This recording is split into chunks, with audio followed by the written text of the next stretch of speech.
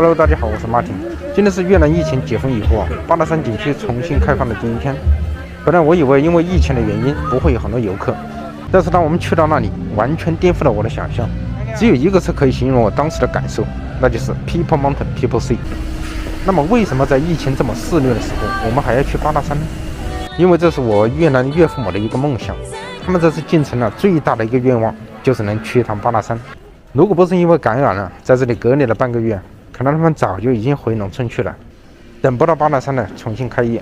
所以对于老两口来说他们还要感谢这个疫情，帮他们圆了一个梦。其实对于我们是否要去八达山，我当时还是很纠结的，因为我们刚刚感染才康复，而且这个病毒是会再一次感染的，所以我还是有一些怕的。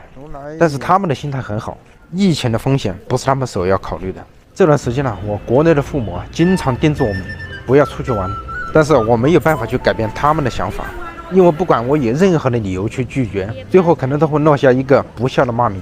因为在现在他们的心态和我们的心态完全不一样，这个疫情对他们来说真的是不算什么，哪怕是刚刚才感染过的。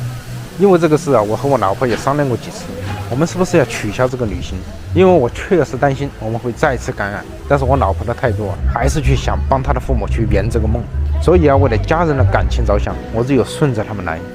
那么为什么八达山这么有魅力呢？到底是一个什么样的地方？八达山坐落在越南中部，离香港市区大概30公里，是一座既美丽又壮观的山顶度假胜地。八达山以其法国村而闻名，其建筑物有着独特的19世纪的异国氛围。除了欧风十足的城堡，还有雄伟的金桥、酒庄、教堂，毫无止境的娱乐热门中心等等。这里说到的金桥也叫佛手桥，在金桥拍照的游客比在山顶的法国村拍照的游客更多。而且除了这些景点，另外坐缆车从山脚到山顶也是一个非常不错的体验。八达山的缆车被 CNN 评为世界最令人印象深刻的10条登山缆车之一，拥有2项吉尼斯世界纪录。它的落差高度将近1300米，而且缆车路线长达5800米，单程就需要20分钟，而且山上云雾缭绕，坐着缆车在山间穿行有如在仙境飞翔一般。来到这里我才明白为什么到这里来玩是我岳父母这次进城的最大的梦想，实在是太壮观太美丽了，让我都忘掉了现在是疫情肆虐的时候。其实在逛这些景点的时候我并没有很害怕，因为人虽然多，但是还没有人满为患。但是来到餐厅吃午餐的时候我确实有点害怕，因为排队进场的人群都已经排到门口了，而且再看看里面座无虚席，虽然有着很美妙的欧式音乐表演，但是我完全没有欣赏的心情，因为我现在满脑子里想的这个空气中的病毒含量是多少。所以我建议家人我们晚一点再过来吃饭，等人少一点的时候。结果在外面等了半个小时后再回来，发现排队进场的人群丝毫没有减少的趋势。我岳父母在农村的生活是很规律的，11点多钟就得吃饭，而且现在已经过了12点半了，加上这里是自助餐，我担心再晚一点的话这个食物都被拿光了，所以我鼓起勇气带大家进去排队。结果这一排就是15分钟15分钟后我们终于进场了。然后呢，楼上楼下转了一圈，没有发现一张空桌子。后来在里面转了20分钟以后终于在一个角落里面找了一张空桌，坐下来以后我的第一个想法就是能不能戴着口罩吃饭，因为我确实害怕里面的空气。然后这个取餐区更是拥堵，我刚开始是很绅士的，在那边排队，结果不管是男是女，全部都插到我前面去了。结果等到我取餐的时候那个盘子已经空了。后来我也不管什么了，也开抢了，然后终于吃上了一口饭。本来这次来八达山，这里的自助餐是我最期待的，因为我在网上看到很多博主强烈推荐这里的自助餐，可是这次我的体验实在是太差了。除了人满为患，我更害怕的就是病毒。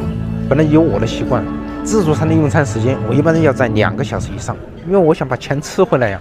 但是这个次的自助餐是我最快的一次，只花了30分钟，因为我迫不及待的要到外面透气。难道越南人就真的不怕疫情吗？如果说完全不怕是不可能的，起码他们也有些顾虑吧。但是相比我们中国的情况，越南人真的是太胆大太淡定，而且这次来这个景区连一个测体温的点都没有。我想这应该和他们的心态是有关的。越南人的这个心态不光是体现在对待疫情上面，他们对待生活对待工作都比我们要豁达一点。他们对任何事情都没有太大的压力，而相反呢，我们经常会有一些患得患失。其实说的好听一点呢，我们可以说他们心态很好。如果想用一个负面的词语来形容他们的话，那我们可以用那个没心没肺来形容。在越南生活过的同胞可能都会有这样一个感受。说到他们的心态我想说一下越南的离婚率。越南的离婚率是非常高的，比我们中国要高。我记得有人说过，越南人把离婚是看得很轻松的一件事情。如果这个越南女人想和她老公离婚，那么这个女人的家人基本上都会支持他们，他们好像一点压力都没有，想离就离，非常潇洒。而他们的理由就是过得不好，为什么还要一起过？不管他们有没有小孩，想离就离。其实这个事情我也不确定到底是一些个别的例子还是普遍的现象。但在这里我想说一下我老婆就说过这样的话，过得不好为什么要一起过？他们不会去考虑其他的因素了。像我们中国人有时候是考虑的非常多，总是把这个责任放在第一位。我们没有那么潇洒。其实在心态方面我觉得也可以向他们学习一下，活得没那么累。但是在有些方面就不要学了，像这个看待离婚的态度就不要学了。毕竟我们结婚并不是为了享受生活，而更多的是为了完成一种责任，家庭的责任，社会的责任。那么说到这里我想给想来越南生活或者是想来越南找老婆的同胞一点建议。不同的国度，不同的思维习惯和生活习惯，必然会导致三观的不同。如果夫妻的三观不同在一起生活会是很累的。所以大家有这个打算要到这边生活或者组建家庭的话，一定要认识到这一点，然后尽量去适应。因为如果你适应不了的话，后面的问题会非常多的。哪怕你没有花1分钱讨到一个老婆，但是后面的风险是非常大的。那么有了这个心理准备之后我们还要记住2个字，那就是妥协。为了平安的生活，很多时候我们都要去妥协。因为据我的经验越南人的心态是很难被改变的。我们来到这里，唯有我们做出更多的让步。当然我这里是指家庭方面其他的事情我不鼓励大家去妥协。最后希望疫情早点结束，让人们真正的过上正常的生活。好了，今天的分享就到这里了，感谢大家的观看。如果喜欢请点赞关注一下，我们下期再见，拜拜。够了。